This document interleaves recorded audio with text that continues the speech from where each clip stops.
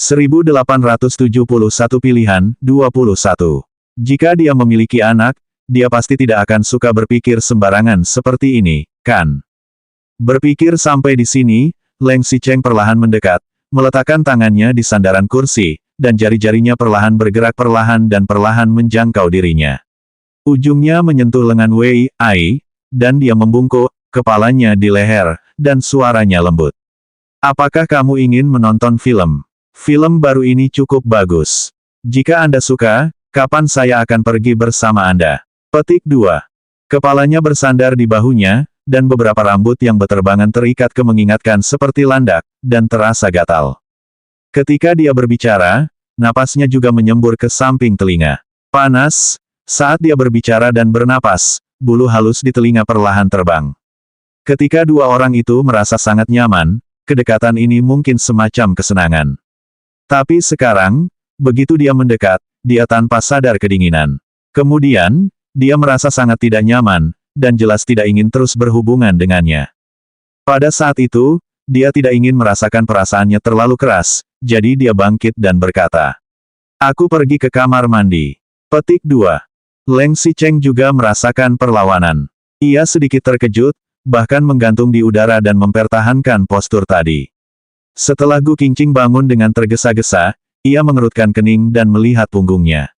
Ia tiba-tiba membungkuk dan membuka komputer. Ia melihat ke belakang panggung. Program di belakang panggung hanya berfungsi sebagai dokumentasi program. Gu Qingqing yang baru saja menyimpan dokumen yang telah diedit. Kenapa Sui lagi? Bukankah dia sudah bilang untuk tidak membiarkan bekerja dan beristirahat di rumah? Tepat pada saat itu, pengasuh itu berteriak di lantai bawah, "Tuan, Nyonya, makan malam sudah selesai." Leng Xicheng turun dulu dan langsung bertanya kepada pengasuhnya, "Nyonya hari ini menerima telepon apa? Apakah Anda menerima telepon dari bos tempat dia bekerja?" "Tempat kerja." Pembantu itu sedikit bingung. "Saya tidak tahu. Tapi hari ini ada seorang pria muda yang sedang mencari istrinya, seperti sedang berbicara tentang pekerjaan." Petik 2. Apa? Leng Xicheng tidak menyangka Lin Zui begitu berani dan berani menemukan rumah mereka. Leng Xicheng tiba-tiba terekspos, tidak hanya keluarganya, bahkan orang biasa, atasan laki-laki tidak normal untuk pergi ke rumah bawahan yang sudah menikah, kan? Pembantu itu mengejutkan. Bukankah Tuan Beiming mengatakan bahwa hari ini ada orang yang akan datang menemui istrinya dan memintaku untuk tinggal? Sebelum dia mengatakan bahwa Nona Su juga datang, dia diusir sebelum pintu masuk. Kamu tidak bisa membedakan antara pria dan wanita. Pria yang datang mencarinya juga akan membawanya pulang. Leng Xicheng benar-benar sangat marah. Jika kamu membiarkan pria yang tidak bermoral seperti ini masuk lagi, pergi dari sini. Petik 2. Apa yang salah? Gu Qingqing juga kebetulan turun dan mengerutkan kening ketika mendengar ini. Dia awalnya tidak puas dengan tindakannya untuk mengurung dirinya, dan dia tidak terbiasa menuduhnya terhadap Lin Zui. Leng Xicheng, jika kamu tidak suka menceraikanku lebih awal, aku tidak peduli apa yang kamu lakukan jika aku pergi bekerja dengan pria lain. Leng Xicheng jelas sangat marah, dan Gu Qingqing mengangkat dagunya tanpa peduli, wajahnya tampak tidak takut. Apa yang aku katakan? Mengurungku di sini setiap hari seperti di penjara. Jadi jika Anda tidak ingin saya keluar dan mempermalukan diri sendiri, mengapa Anda harus menyeret saya ke perceraian? Lagi pula, sekarang aku sudah tidak ada maksudnya lagi, dan aku tidak akan menghantuimu. Kamu bisa menemukan kebahagiaanmu sendiri dengan perceraian lebih awal. 1872 pilihan, 22. Setelah Gu Qingqing selesai berbicara, ia naik ke atas dengan marah dan tidak ingin makan malam. Leng Xicheng tidak menyangka perlawanannya kali ini begitu sengit, ia pun mengejarnya. Pembantu itu berkata di belakangnya, "Tuan Lin tidak duduk lama dan pergi. Nyonya juga tidak mengundangnya ke atas, hanya untuk minum teh di ruang tamu." Petik 2. Tentu saja dia tahu bahwa Gu Qingqing tidak akan melakukan apapun, hanya saja ia tidak ingin Lin Zui yang jahat mendekati istrinya. Leng Xicheng naik ke atas dan melihat Gu Qingqing masuk ke kamar tidur. Ia juga melanjutkan, "Tentu saja kamu bisa bekerja. Setelah tubuhmu membaik, aku akan melepaskanmu. Tapi Sui tidak boleh berhubungan dengan Lin Zui." Gu Qingqing terlalu malas untuk mengabaikannya, ia menoleh dan mencibir. "Leng Xicheng, aku sudah dewasa, jadi aku berhak memutuskan mana aku akan bekerja dan bekerja dengan bos mana. Jika Anda tidak terbiasa, saya tidak akan memaksa Anda. Ayo, mari kita pergi. Sebelum Leng Xicheng berbicara, Leng Xicheng segera menyela. Kamu bisa bekerja jika mau, tapi sekarang kamu harus menjaga tubuhmu dengan baik dan tidak bisa pergi kemanapun. Anda jangan lupa bahwa Anda telah berjanji sebelumnya bahwa jika kita memiliki anak, Anda akan mengundurkan diri dari rumah, setidaknya ketika anak Anda masih kecil, Anda harus selalu menjaganya, dan Anda akan melakukan apapun yang Anda inginkan di masa depan. Petik 2. Leng Xicheng mengatakan hal lain dengan baik, tetapi ketika berbicara tentang anak-anak, ini hanyalah duri di hati Gu Qingqing. Wajahnya awalnya masih terlihat menghina, tapi sekarang berubah menjadi marah. Ia hampir mencibirkan giginya dan berkata, Leng Xicheng, apakah pertanda aku masih akan memiliki anakmu dalam situasi seperti kita? Leng Xicheng tidak mengerti, dan mengangguk. Mengapa tidak? Kesalahpahaman kami telah menyebar, dan tidak akan ada kontradiksi baru di masa depan. Anda masih merasa tidak nyaman sekarang, tetapi Anda akan membaik setelah memiliki anak. Petik 2. Dia punya muka untuk mengungkit anak. Gu Qingqing melirik dan meliriknya, lalu berkata dengan sangat dingin. Kamu dan Su Zipei akan melahirkan, maafkan aku karena tidak mau menemaninya. Setelah mengatakan itu, dia langsung keluar dan meninggalkan punggung yang terlihat nakal. Leng Xicheng disukai dengan ekspresi terkejut, dan setelah terkejut, ada sedikit ketakutan. Sejak kapan Gu Qingqing menghadapinya? Bahkan kelembutan dan rasa takut di dalam tulangnya juga diam-diam menghilang, hanya menyisakan perlawanan yang memberontak. Tentu saja dia tahu bahwa masalah ayahnya telah menyakiti hatinya, tetapi mereka adalah suami istri, dan jalan masih panjang di masa depan. Mereka tidak bisa terus membeku seperti ini, kan? Namun, mengingat bahwa dia sendirian di rumah setiap hari, dia memang sedikit kesepian. Hubungan antara kedua orang itu akhirnya membaik dalam 2 hari terakhir. Dia adalah seorang pria lagi, dan tidak ada apa-apa untuk membujuknya. Setelah berpikir seperti itu, Gu Qingqing pun keluar. Gu Qingqing pergi ke ruang baca sendirian. Mungkin ia mendengar suara langkah kaki di belakang dan langsung menutup pintu. Leng Xicheng juga tidak berusaha keras, ia berkata di depan pintu. Aku tahu kamu bosan sendirian di rumah. Aku juga merasa kasihan padamu karena ingin kamu merawat tubuhmu dengan lebih baik. Dengan begitu, kamu bisa beristirahat sebentar dan bekerja di luar setelah tubuhmu membaik. Namun, aku hanya punya satu permintaan, tidak bisa kembali ke Suyi lagi. Gu Qingqing tidak menjawab kata pun, ia juga tidak mendengar suara apapun. Ia juga tidak tahu apakah Gu Qingqing mendengar apa yang baru saja dikatakan Gu Qingqing. Leng Xicheng menunggu sebentar, lalu menambahkan. 1873 pilihan, 23. Setelah selesai memasak, dia harus makan tepat waktu. Jika Anda dalam kondisi kesehatan yang buruk, Anda akan pergi bekerja sepanjang hari, dan Anda akan mengalami kerugian. Dia menunggu sebentar dan tidak menjawab, jadi dia berbalik dan pergi. Setelah beberapa saat, pintu ruang baca tiba-tiba berbunyi. Gu Qingqing menjulurkan kepalanya dari dalam dengan ekspresi dingin. Mungkin dia masih merasa lunak dengan keinginannya sebelumnya, tetapi mungkin dia sudah terlalu sering mempercayainya. Bagaimanapun juga, dia tidak akan pernah menyerah pada Su Yi, dan tidak akan pernah bersedia dikurung di sini seumur hidupnya, apalagi memiliki anak. Selama dia berani terus memaksa, meskipun hanya sedikit, dia pasti akan melarikan diri dari penjara ini dengan segala cara. Tanda hubung tanda hubung tanda hubung tanda hubung. Pada saat yang sama, keluarga Ni. Setelah makan malam, keluarga Su Zijin tinggal di rumah Ni. Pria duduk bersama untuk membahas prospek ekonomi dan kebijakan orientasi, sementara wanita duduk di sisi sofa lain untuk ramping.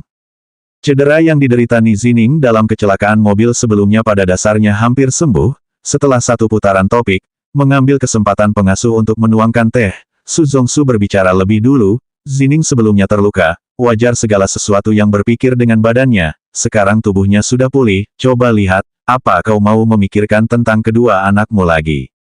Petik 2. Ketika berdiskusi ini, Nisize dan Zhen Xiaoya mengangguk.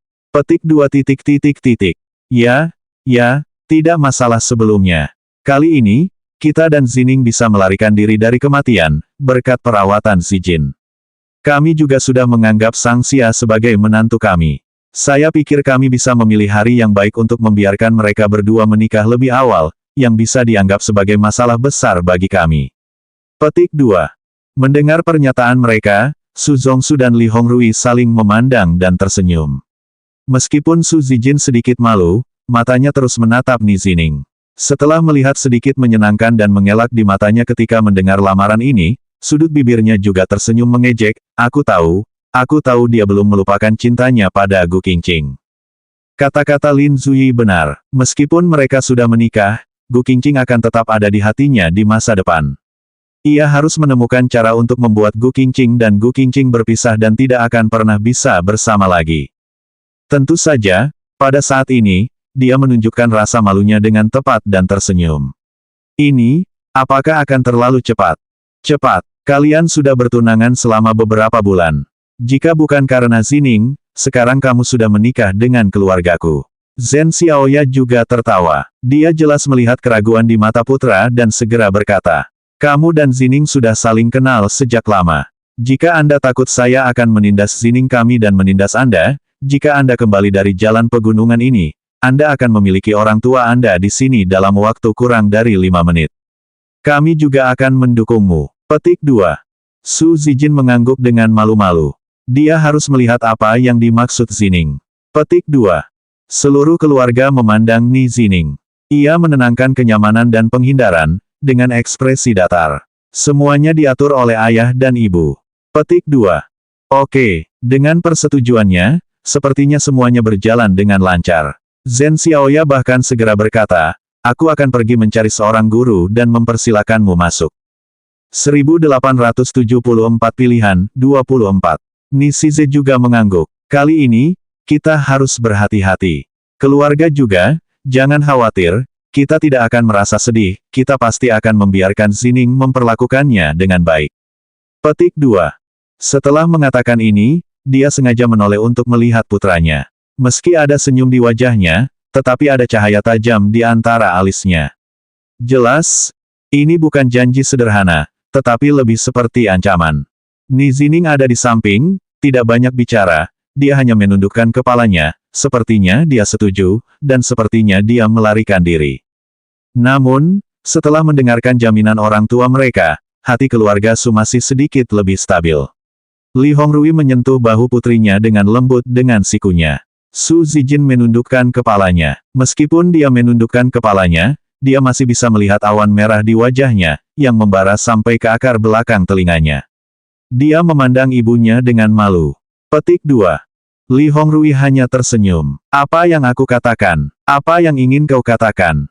Petik 2.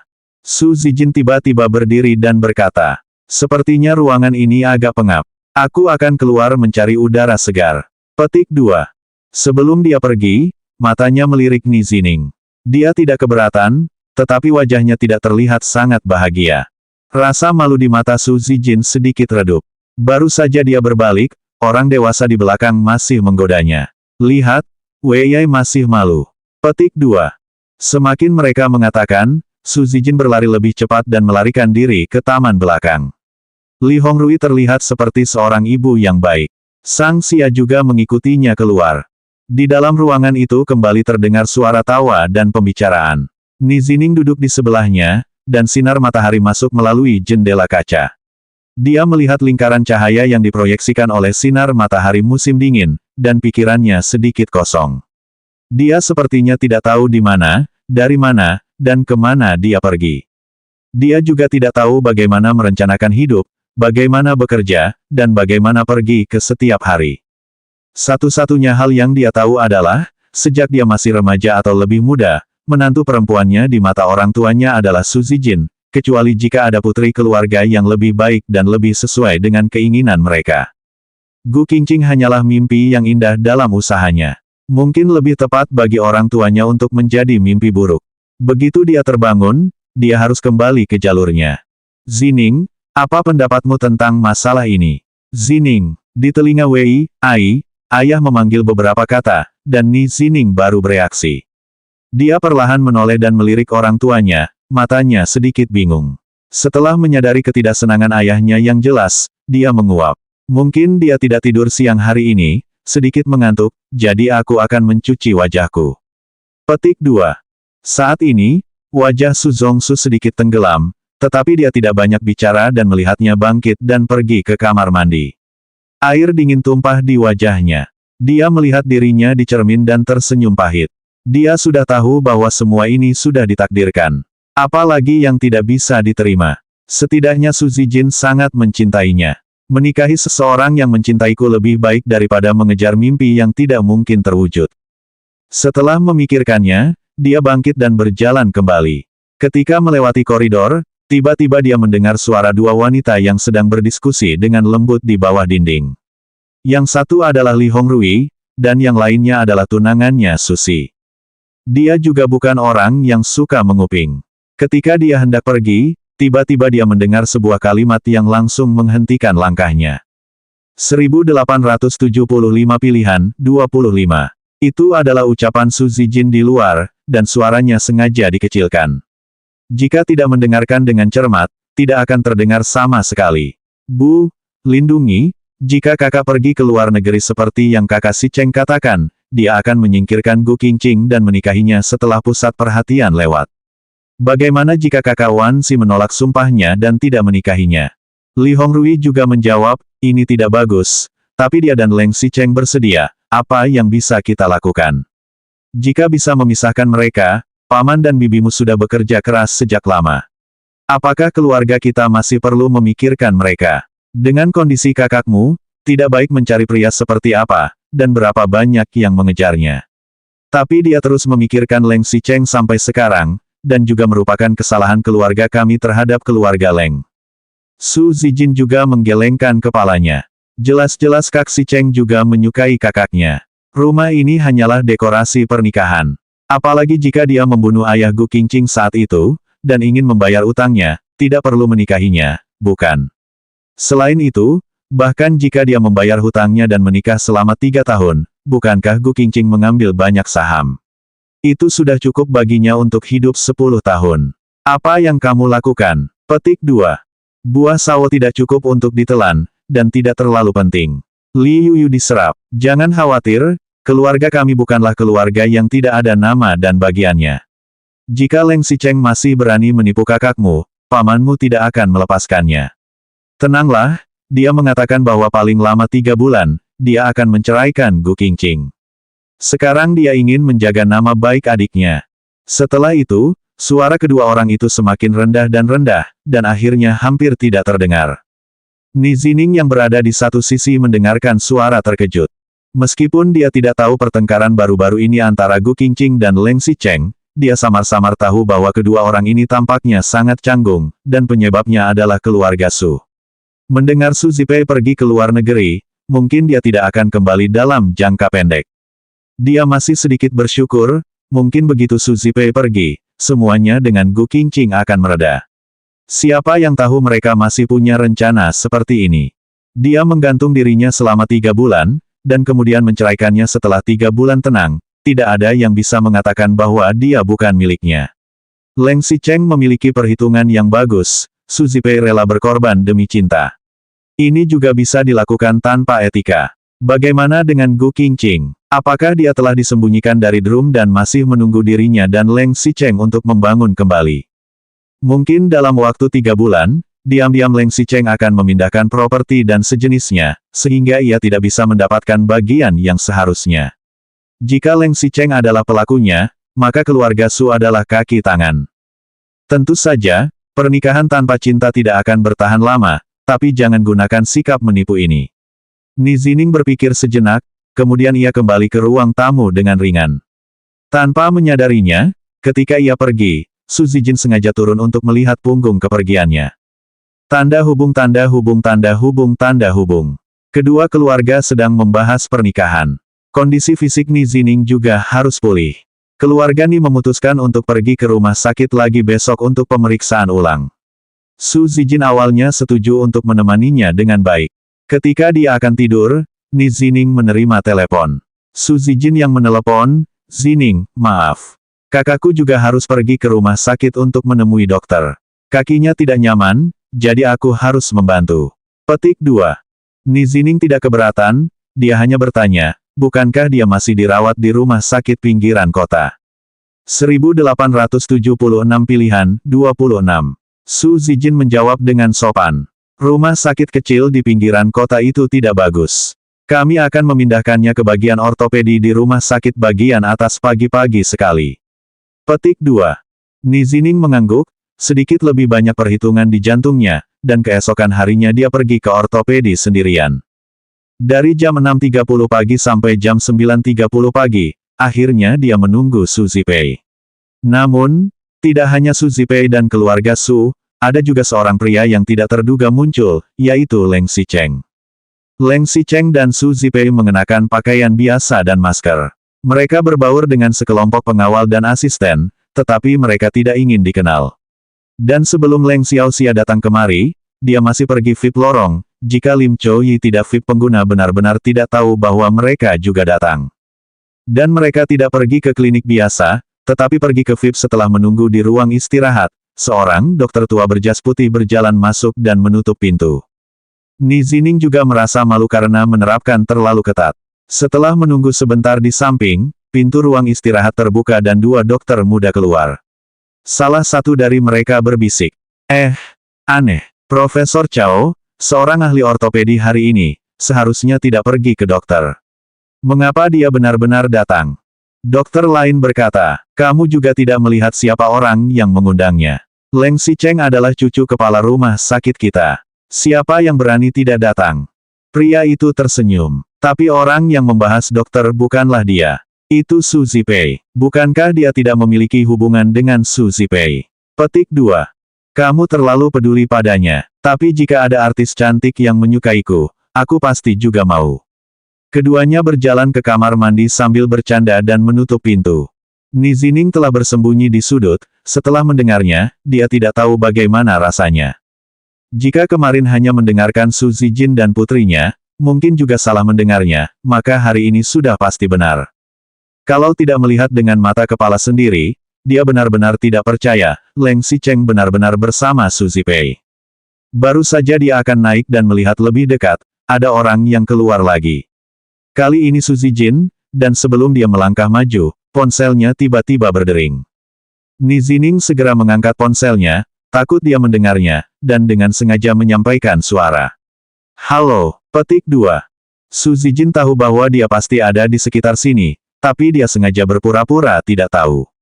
Dia hanya bertanya, Zining, apa kamu sudah datang ke rumah sakit untuk pemeriksaan? Kakakku akan segera menyelesaikan pemeriksaannya, dan aku akan datang mencarimu. Aku, sudah selesai. Nizining menjawab ponselnya sambil memandangnya. Bagaimana kabarmu? Bagaimana dengan kaki kakakmu? Sang Xia baik-baik saja. Saya telah dipindahkan ke rumah sakit dan menemukan ahli ortopedi terbaik Profesor Chao. Profesor Chao berkata bahwa tulang kaki saudara perempuan saya telah pulih dengan baik dan dia harus pergi ke luar negeri dalam waktu dekat. Su Zijin sengaja berjalan ke ujung koridor, suaranya juga sengaja diangkat. Jadi, aku mendengar Profesor Chao ini menyatakan ahli di industri ini, biasanya dia tidak pergi ke dokter, tapi dia tidak bisa mengundangnya. Apakah orang tua Kak Zipei yang mengundangnya? Nizining dengan sengaja bertanya.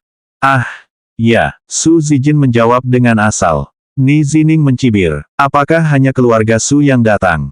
Su Zizhen berpura-pura bodoh, dan agen serta asistennya, kalau tidak siapa lagi. Petik 2. Nizining menenangkan hatinya. Bagaimana bisa tidak ada orang lain? Bukankah masih ada Leng Xicheng? 1877 pilihan, 27. Apa lagi yang ingin dia katakan? Kebetulan saat ini ada orang yang memanggil Su Zijin. Itu adalah Li Hongrui. Petik 2. Su Zijin menjawab dan menjawab, Bu Zijin, aku di sini, aku akan segera kembali. Nizining takut dia akan mengetahuinya dan segera menghindar. Setelah menjawab pertanyaan itu, dia segera menenangkan kepalanya. Zining, aku ada sedikit urusan, jadi aku menutup telepon dulu. Nizining mengangguk. Oke, Su Zijin tiba-tiba bertanya. Tidak benar. Zining, kenapa tadi aku mendengar suaraku sendiri di telepon? Nizining terkejut. Tentu saja dia bisa mendengar dia baru saja menjawab panggilan mereka, karena dia ada di sini. Melihat Su Zijin mendekat, dia tampak sedikit bingung dan mundur memilih demi memilih. Dia mundur sampai ke pintu toilet pria. Dia segera bersembunyi dan menutup pintu. Tidak, kamu terlalu menyarankan. Petik 2. Su Zijin ada di depan pintu toilet pria. Dia masih bisa mendengar dengan jelas suara seseorang yang sedang mengeluarkan udara. Dia melihat ke arah mereka dan tidak terus mendekat. Sebaliknya, dia perlahan berjalan ke wastafel di luar dan menyalakan keran. Sepertinya aku selalu merasa kamu ada di sekitar sini. Jika berpikir, kamu seharusnya memeriksa tubuhmu, bukan di lantai ini. Petik 2. Nizining juga mendengar suara udara di luar dan suara panggilannya, dan dia bahkan bersembunyi di dalam, dan bahkan tidak ada tanggapan. Su Zijin sengaja menambahkan, Zining, apa kamu sudah memeriksa tubuhmu? Kapan ini berakhir? Masalah ini akan segera berakhir. Setelah selesai, aku akan datang mencarimu. Nizining tergagap dan berkata, aku sudah selesai. Dalam perjalanan pulang. Petik 2. Seharusnya tidak ada apa-apa kan? Baiklah, aku tidak bisa menemanimu hari ini. Selama Anda sehat. Suara Su Zijin sangat lembut. Hati Nizining sedikit rumit. Tidak peduli apapun yang dia lakukan terhadap Gu Qingqing dan keluarga Su terhadap Leng Xicheng, itu baik untuk dirinya sendiri. Dia mengangguk, aku baik-baik saja. Su Zijin masih melihat ke cermin apakah riasan matanya telah dihabiskan. Ia juga mengeluarkan cermin di tas riasnya dan menambahkan bedak. Ketika dia puas, dia menutup cermin kecil itu. Pulang dan melihatmu lagi. Petik 2. Oke, setelah Nizining mengangguk, Su Zijin menutup telepon. Mendengar suara udara di luar terputus, Su Zijin perlahan menjauh dan menunggu beberapa saat sebelum membuka pintu. Benar saja, Su Zijin sudah tidak ada lagi. Dia pun menunggu beberapa saat lagi, tidak butuh waktu lama, seharusnya Sim Pek Kun sudah selesai menjenguk penyakitnya. Sekelompok orang keluar dengan perkasa, yang berjalan paling depan adalah Leng Xiseng dan asistennya. Cold City berjalan sambil menjawab telepon, sepertinya perusahaan mengatakan sesuatu, dia menoleh dan berkata kepada Dr. Su Chao, sepertinya dia sedang menjelajahi kondisi Su Zipei. Setelah berbicara dengan Dr. Chao, dia berbicara dengan Su Zipei lagi. Su Zipei juga mengangguk, dengan penampilan yang sangat pengertian dan perhatian. Dia tidak terlalu memperhatikan orang lain di keluarga Su dan langsung berbalik dan berjalan keluar.